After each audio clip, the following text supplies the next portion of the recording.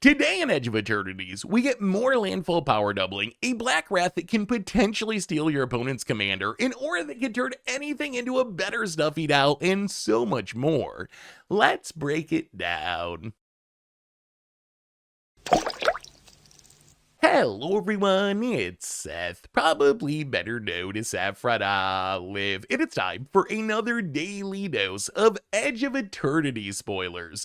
So we've reached the end of week 1 of spoiler season, but we still have some super fun cards to talk about today, which means we should probably get right into it, start talking sweet new Edge of Eternities cards. Before we do, a couple of quick reminders. First, if you need any of these cards, you can snag them from our sponsor Card Kingdom over at cardkingdom.com/MTGGoldfish. Second, to keep up on all the latest spoilers throughout the day, you should head on over to MTGpreviews.com. Anyway, let's talk Edge of Eternities. First up today, we get a new green landfall power doubler in Mightform Harmonizer. So Mightform Harmonizer, a 4-mana 4/4 insect druid. It is landfall. When a land enters under your control, double the power of target creature you control, and you can warp it for 3 mana. So when I first read this card, I was like, it might be a little bit expensive for the decks that want it, but the more I've thought about it, the more I'm like, all right, this could have some pretty sweet uses in some decks. So this is notable because it's only the second creature in Magic behind Tifa Lockhart that can double something's power when a land enters. So Tifa would only double its own power, only 2 mana though. Mightform Harmonizer can double anything's power, which is pretty interesting, and it's a way you can take advantage of its warp mechanic. You can warp it in on the cheap, play maybe a fetch land, pump something's power a bunch of times, which is actually pretty cool. So I think that Mightform Harmonizer, at 4 mana, it's more than I really want to pay in my Tifa Landfall deck, but it might be good enough to play anyway. We got Zaz Chocobo, we got Mossborn Hydra, we have a pretty powerful curve of mono green landfallers, and this might be worth it on the top end of the curve, because it does do some pretty explosive things with Tifa Lockhart. So let's say we get down to Tifa, and then maybe we warp a Mightform Harmonizer. If we play a fetch land like Fabled Passage, Tifa starts at 1 power, it's going to double up to 2 power from its ability, going to double up to 4 power from its ability, and if we target it twice with Mightform Harmonizer, it's going to go from 4 to 8, 8 to 16, so all by itself, Tifa Harmonizer and a fetch land is 16 power Tifa. If we add something like Bristly Build to the mix to put a counter on Tifa so it starts at 2 power, then it goes from 2 to 4 to 8 to 16 to 32, and we just win the game on the spot, which is absolutely kind of busted. So maybe this card could actually make it in the landfall decks. I actually just saw today on Twitter someone posting how they top 8'd a standard challenge on Moto with a mono green landfall deck, so I think Harmonizer could be worth at least considering there. The other trick with Harmonizer that I actually really like, and this is where I think the warp ability is actually going to be really relevant, is it's very good at stationing. So if you warp Harmonizer, you obviously can't attack with it, right? Because you just entered the battlefield, it's going to go away on your end step. But let's say you warp this for 3 mana and then do the fetch land thing, and you just double its own power, even though it can't actually attack that turn. It's going to double from 4 up to 8, 8 up to 16. That is pretty much enough to turn on most spacecrafts by itself. I know, like, to fully power up Dawnsire or Turning Elevator, you got to get up to 20, but this gets you most of the way there. It turns on Avando, the station land in green, all by itself. So I think this is actually one of the better ways to station up spacecraft, because not only do you get to do it on the cheap, but your opponent's kind of going to be disincentivized to kill it, right? Because it's going to exile itself on your end step anyway. So this might actually be one of the best station cards. Other shenanigans with this card: pretty sweet if you can have a ton of lands entering at once. This is like a pretty cool combo kill. If you're playing Scape Shift or maybe Famished Worldsire, Mass Land Reanimation like Summon Titan, you just need any creature on the battlefield alongside this. You get a ton of lands entering, double, double, double, double, probably kill the table on the spot. In Commander, it's pretty good in landfall decks. If you're playing like Omnath Locust of Rage, Asai Tyrant of Gyre Straits, the Necroboom, any deck that's just having lands enter the battlefield again and again and again, this seems like a really solid addition to just force through a bunch of damage to close out the game. It's also pretty cute in Voltron decks, especially if you're playing like a fetch land mana base. If you're playing a budget mana base, you don't have fetch lands, it's a little bit sketchier, but if you're playing like Mutani or Rafika the Many or Yargle and Mutani, you can make your commander really really big with Mightform Harmonizer. Just playing this in like even a single fetch land. You don't even get into all the ramp spell shenanigans, but just a single fetch land. Your Muktani is probably going to one-shot trample over and kill someone on the spot. Same with Rafik or Yargle. So I think that Mightform Harmonizer really good there as well. So Mightform Harmonizer, at 4 mana, I'm still a little bit like, it could be too expensive for standard landfall decks. That is a realistic possibility, but the card is fairly unique. We've never seen a landfall trigger exactly like this before. Its stats aren't bad. It already has homes built for it, and if you can get a bunch of lands entering, this card can deal a ridiculous amount of damage. We also got a new Black Sweeper in 0-point Ballad. So 0-point Ballad, black and X, to destroy all creatures with toughness X or less. You lose X life, and if X is 6 or more, return a creature card put into a graveyard this way to the battlefield under your control. So 0-point Ballad. The art on this card, super cool. I don't know if this card's very good, though. So it's kind of like a Meat Hook Massacre. It is a little bit cheaper, but it basically scales like a Meat Hook Massacre. You might be wondering, why not just give things -X until undeterred? That's because of a weird quirk with how the rules work with the reanimation. If you did that, the creatures wouldn't die at the right time and you wouldn't be able to reanimate something. So I think that's the main reason for that. But it's kind of like a cheaper Meat Hook Massacre. But part of the power of Meat Hook Massacre is it gains you a bunch of life throughout the game. 0-point Ballad is kind of a Meat Hook Massacre that loses you a bunch of life, which isn't super exciting for me. And then if you get up to 6 mana, you kind of get a Blood in the Snow effect, right? Where you get to reanimate something as well, which is pretty powerful. But I gotta say, I'm kind of skeptical of this card. We don't have a ton of Black Wrath options in Standard. Right now, the big one's Deadly Cover-Up at 5 mana. 0-point Ballad, to me, feels like a sideboard card. I could certainly see uses for this card, but it's going to be very matchup dependent. Like, if you run into, like, a Convoke style deck, Resolute Reinforcements, Arabella, you're probably going to be able to cast this for, like, 2 mana, 3 mana, 4 mana, and just have a hard Wrath and not lose a huge amount of life. And then you also get the upside in the late game. Maybe you got enough life, you can cast it for 6 or more and actually reanimate something too. So against go wide aggro decks, this actually is a pretty good card. On the other hand, if you run into a deck that's playing bigger creatures, like Yuna Reanimate or Insidious Root starts making some pretty big creatures once it goes along, this is a Wrath that realistically isn't going to be able to kill everything. And if you even can kill everything, you're going to have to spend so much life that it might not be worth it anyway. So we don't really view this as a main deck card at the moment. If we end up in a world where go wide aggro is like a huge part of the meta, then we can talk about main decking this. For now, though, to me it feels like a sideboard card where if you run into the aggro deck, you can bring it in and have this cheap Wrath, but probably not quite good enough to put in the main deck. The other place it's interesting is in decks that can break the symmetry. So if you're playing like a Toughness Matters deck, you can kind of manipulate this into a one-sided Wrath where you have your Fecund Green Shells and Bedrock Tortoises, and you cast this and blow up everything, I don't know, Toughness 5 or less, let's say, which should get all your opponent's creatures, leave your stuff alive.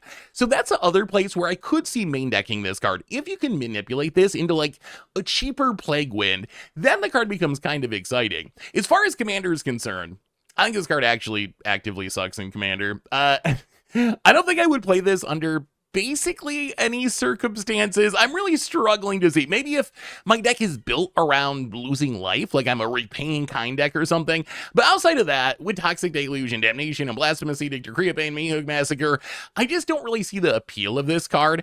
I will point out, though, there is one funny trick with this in Commander, which still isn't enough to make me want to play the card, but it is pretty cute. And the trick is, this card actually lets you steal your opponent's commander with its reanimation if the commander's on the battlefield. So because Magic cards, when you resolve them, you have to resolve the entire card before anything else happens. If you cast a 0-point Ballad with X being at least 6, and you blow up like an Atraxa or a Dragon, whatever your opponent's commander is, your opponent won't have the chance to put it back in the command zone until 0-point Ballad finishes resolving. And by the time it finishes resolving, you could have already reanimated their commander. So it is pretty sweet that this is a way you can permanently steal commanders.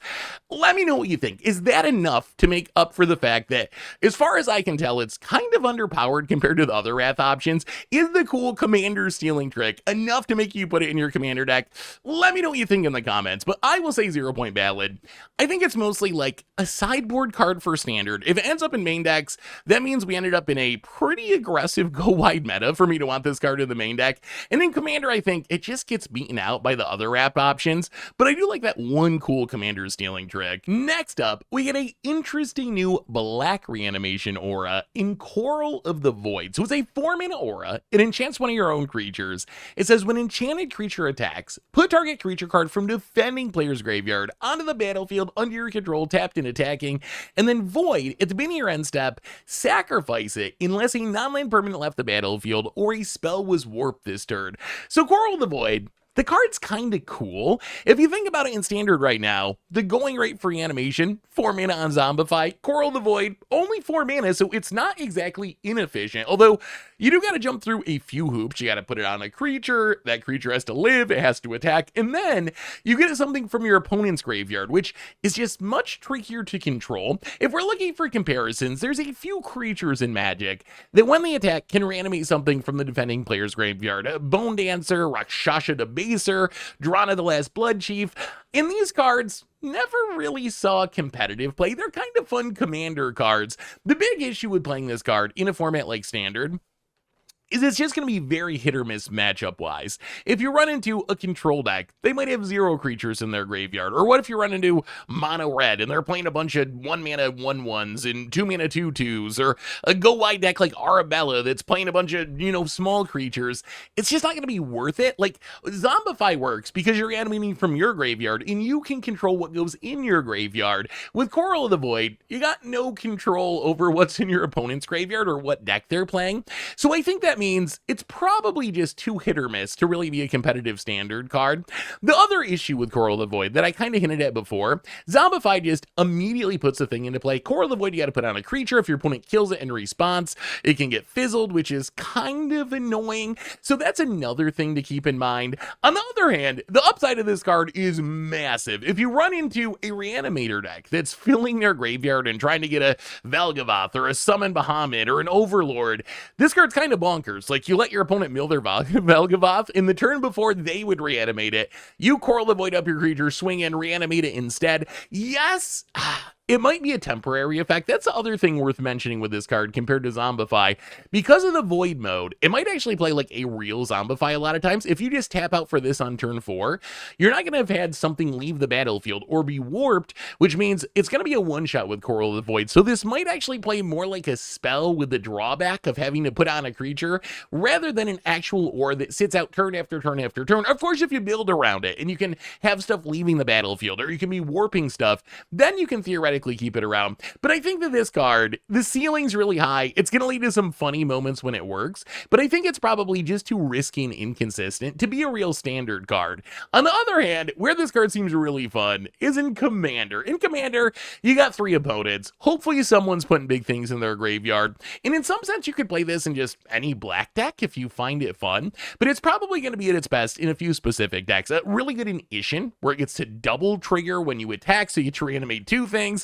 Obeka's kind of funny. You can reanimate something, and then you can use Obeka to end the turn before the Void happens to make sure you don't have to sacrifice your Chorale of the Void, even if you didn't have something leave the battlefield. It's also cool in Aura-based decks. There's not a ton of black-based Aura decks, but like Ariat, Killian, Arna Kenrid, these are all decks that care about auras, care about modifying your creatures, and Chorale of the Void kind of works with that theme. So, like I said before, you can jam it in any black deck for fun, but it's going to be at its best in decks that care about attack triggers or auras or whatever. So Chorale of the Void, it's a cool card. My guess is not especially a competitive card, but it does seem fun in Commander at least. We also got a big new Selesnya construct in Dyadrine Synthesis Amalgam. So it is a green, white, and X 0/1 legendary artifact creature construct. It is trample.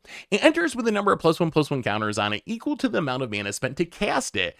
And when you attack, you can remove a +1/+1 counter from each of 2 creatures you control. If you do, you draw a card and make a 2/2 robot artifact creature token. So Dyadrine, the card is interesting. The most important thing to note about this card is it is formatted for the best version of this effect. If you read it carefully, it enters with counters equal to the amount of mana you spent to cast it. So we have a couple other cards like this, a Gyrus Waker of Corpses, a Verazal the Split Currents. These are cards that you get counters for paying their actual mana cost along with the X, not just the X. So what this means in practice is you can cast Dyadrine for 2 mana, just green and white, and it enters with 2+1/+1 counters on it, compared to something like Primordial Hydra and a lot of these other X creatures, where you only get counters for the X cost. So you have to pay 2 just to get it started, and then get counters for the X. The other place this is relevant is in Commander, because in Commander, if you're playing Dyadrine as your commander and it dies, and you play it again, you're going to have to pay the command tax. Well, the command tax is still mana that's spent on the creature, so you're going to get extra counters for paying the command tax. So it kind of scales nicely in Commander, which I do like. So it is a good version of this effect, and it is worth mentioning, we do got a lot of payoffs for putting +1/+1 counters on things in Standard. We were just talking a couple days ago about Terra Symbiosis. Imagine playing that and then dumping all your mana into Dyadrine and just drawing a huge amount of cards. Seems very good. We got Earth Crystal. We got creatures that care about counters. Warden of the Inner Sky, Bristly Bill. We got Collector's Cage. So there are the pieces to build a deck around Dyadrine in Standard. I think the most explosive thing to do with this card actually is just play it as a 2-drop. If you think about it, if you're playing Standard, you can turn 1 Zaz Chocobo or Zac Fair, and these are creatures that on turn 2 will have counters. So on turn 2, you play Dyadrine just as a 2-mana 2/3, attack with your 1-drop, remove a counter from the 1-drop, remove a counter from the Dyadrine, shrink it down to a 1/2, but then you get to draw a card and make a 2/2. That actually seems kind of explosive. You like end the turn with a 0/1 that you attacked with, a 1/2 Dyadrine, and also a 2/2 robot and an extra card in hand. That actually seems like a nice little aggro start. Not busted or anything, but that's something you can do with the card. And that's one of the things I like about this card is, yes, it's going to be flashiest when you have 8 mana to jump into it, and it's a huge trampler, but it's also kind of on curve if you just play it for 2 mana. But I really don't think this is like a Standard staple. The pieces exist to play it in Standard. It could be a 1 of in a counters deck or a 2 of in a counters deck, but I think this is really a Commander card. And in Commander, we do have a few Selesnya legends that really care about counters. Hamza is kind of number 1, Sovereign Anartech Ow, Black Panther also has counter shenanigans. So it's not like this is the first Selesnya counter commander, but he is a pretty good one. Like, it cheats on the command tax, as we talked about, by getting more counters, it generates card advantage. So I think it's a fine, if not super exciting to me, +1/+1 counter commander. Plus, you can play it in the 99 of basically any counters deck. Shalai Nalar, Bright Palm, Falco Spara. So any of those decks, it's going to be decent. Like, it can draw you some cards. It's got counters on it. It synergizes. So Dyadrine, the card seems fine. Like, I don't think it's busted or anything, but it does a bunch of little things. It's like not super inefficient, and it scales throughout the game. A 2-mana 2/3 and then, you know, a 10-mana 10/11 is actually kind of nice that it scales throughout the game. So Dyadrine, it's a fine construct. Next up, we have an interesting new Kavu Artificer, Impossibility Technician. So it's a 3-mana 3/3. When it or another Kavu you control enters, exile the top card of your library. For as long as the card remains exiled, you can play it if you control a Kavu, and you can warp it for 2 mana. So this card, I am really not sure how good this card's going to be. So I'm trying to evaluate this card in the context of being a standalone card. Can I play this in like a mono red deck, or I don't know, just some sort of generic non-Kavu deck? Is it good enough on its own? And I think it's actually kind of close. If you can warp this for 2 mana, impulse draw a card, and then the next turn play it for 3 mana, have it on the battlefield. You can potentially play the card that you impulse draw the next turn, impulse draw another card. That actually seems fine. There is some risk here, where if your opponent kills it with the trigger on the stack, you might not have a Kavu to be able to cast the card, but then I guess you could draw an additional copy in the future and unlock the cards you've exiled with it. So I think the card might be good enough. We'll have to see if it stands up to the other options. The Kavu plan is just kind of sketchy right now. If you look at current Standard, pre-Edge of Eternities Standard, the only Kavu we have right now is Chomping Kavu, which you probably don't really want to put into your Standard deck. Although it is worth mentioning, Kavu are supported in Edge of Eternities, so who knows, we've only got a few so far, but maybe we get enough to build an actual Kavu deck. In a Kavu deck, this card goes super hard, right? Because you're always going to have a Kavu, and every Kavu you play with on the battlefield is going to do the weird impulse draw thing, so it seems incredibly strong in a Kavu deck. The question is, are we going to have a Kavu deck? Is that something we can actually do in Standard? We've seen sort of similar cards in the past, like Abbot of Carol Keep, Summon Brunhilder, actually be pretty reasonable, so I think there is some historical context here that would suggest this could be a playable card.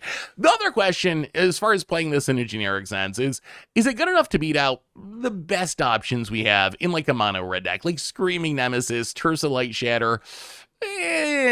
I'm not actually sure. If you don't have other Kavus in your deck, I'm a little bit on the fence about it. I don't think it's horrible, but it might be a little bit worse than the other options. As far as Commander goes, we currently have a single legendary Kavu, which is an uncommon from Edge of Eternities and Tanic. So we're going to have to wait and see if we get more Kavu commanders.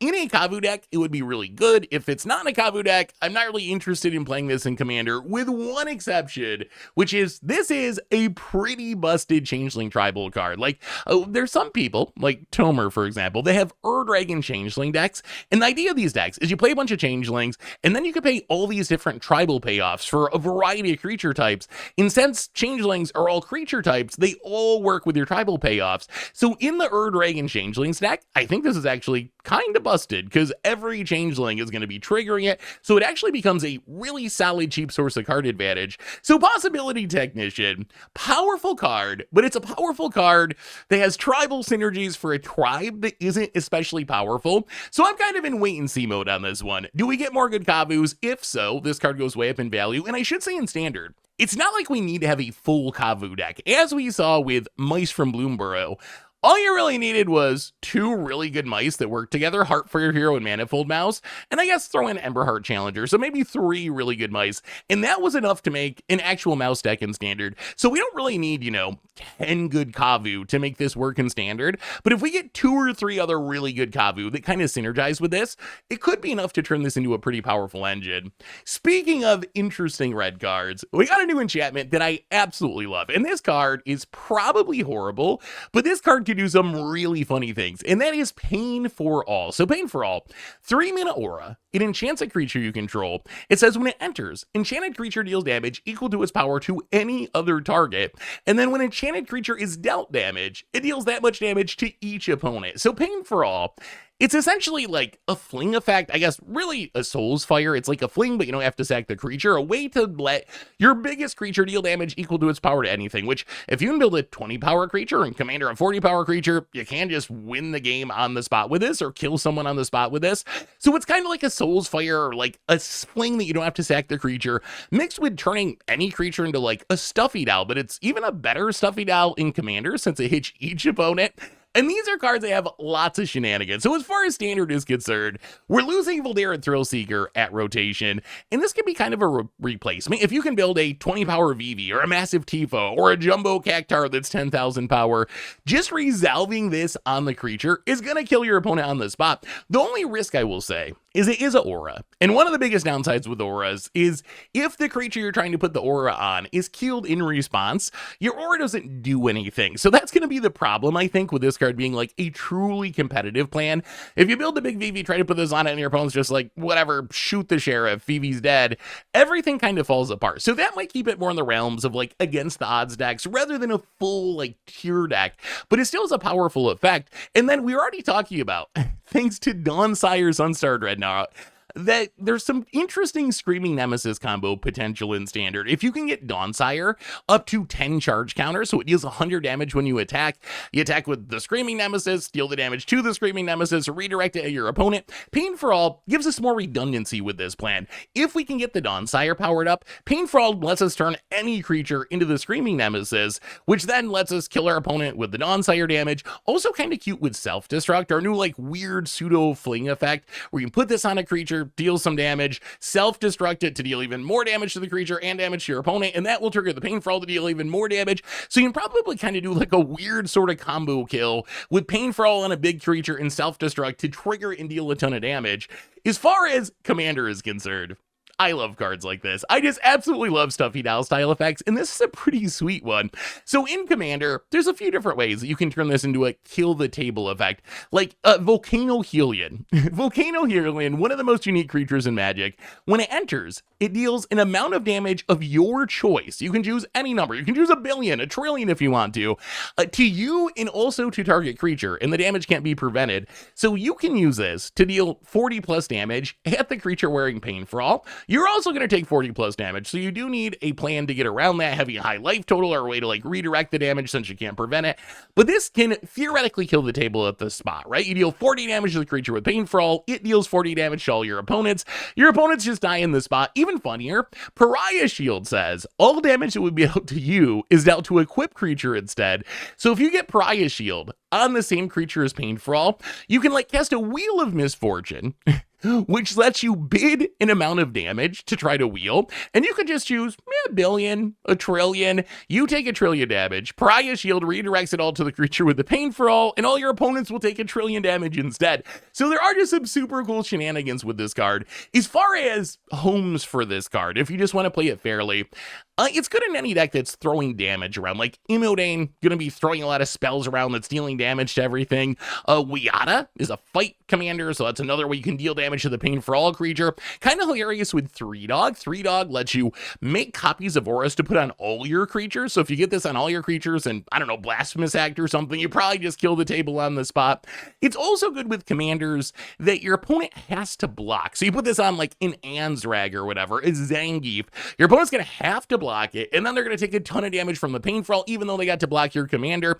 And also good with Enrage style commanders. If your deck is built around damaging your own commander, like Wolverine or Indoraptor, the whole gimmick of your deck is, I'm just going to keep hitting my commander for damage. Well, if you throw Pain for All on it, now as you're hitting your commander for damage, you get to throw that damage at your opponents as well. So there's actually a lot of homes for this card. So Pain for All, as a 3-mana aura, I don't really expect it to be like a top tier competitive card, but I am really excited for this one because it just has so many cool janky combos.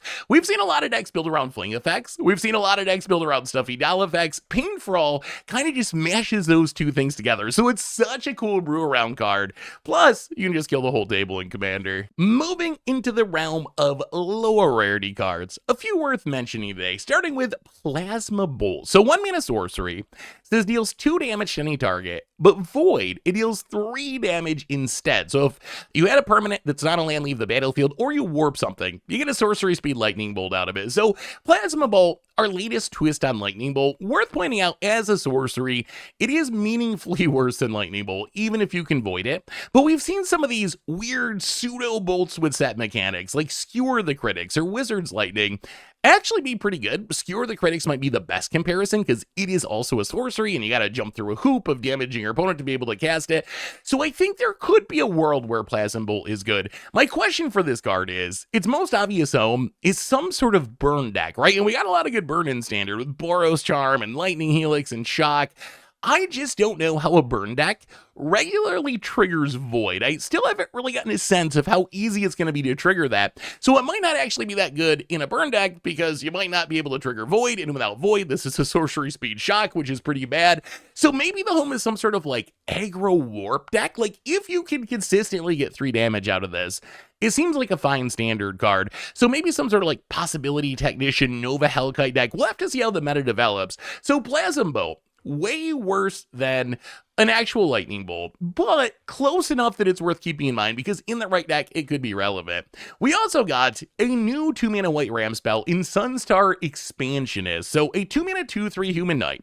When it enters, if an opponent has more lands than you, you create a lander token, the Rampant Growth token. You can sack to tutor out a land onto the battlefield tapped. And then when a land enters, it gets +1/+0 until end of turn. So I want to talk about this card just because I want to point out that I think it's actually not that great. So the best catch-up ram spells that we have in white are stuff like Loyal Warhound, Knight of the White Orchid. If you're behind on lands for 2 mana, they just get you a land right away. Sunstar Expansionist, the problem with this, and it's kind of a problem with these lander tokens in general, is you gotta pay for the card, and then you gotta pay for the lander token. So Loyal Warhound, Knight of the White Orchid are essentially just 2 mana ram spells. Sunstar Expansionist is kind of like a 4 mana ram spell. You gotta pay 2 for the creature, and then 2 more to eventually crack the lander token. That doesn't mean it's necessarily unplayable, but I think it's a lot worse than the options that just put a land into play. So keep that in mind. I like my catch-up ramp in white commander decks, but I don't think this card is especially playable. But I'm going to test it out. We'll see. Maybe I'm wrong, but I'm a little skeptical it's going to be good enough. We also got a new landfall creature in Remnant Elemental. So a 2-mana 0/4 reaching elemental with when a land enters, this creature gets +2/+0 until end of turn. So this card's worth mentioning just because we got landfall stuff in standard. Zaz, Chocobo, Tifa, Sabo, Tender. So if we end up with a Gruul landfall deck, this card doesn't seem bad. Like with a fetch land on turn 3, it's a 4/4 that you can attack with. Its high toughness is kind of nice now that blocking is a thing again, now that we've had some bannings. So I could see this maybe being playable in a landfall deck. It is awkward that green is like the primary landfall color, so we might have good landfall decks that don't even want this because it's in the wrong color, but it's close enough to having good enough stats to see play that if you're building landfall, at least keep it in mind.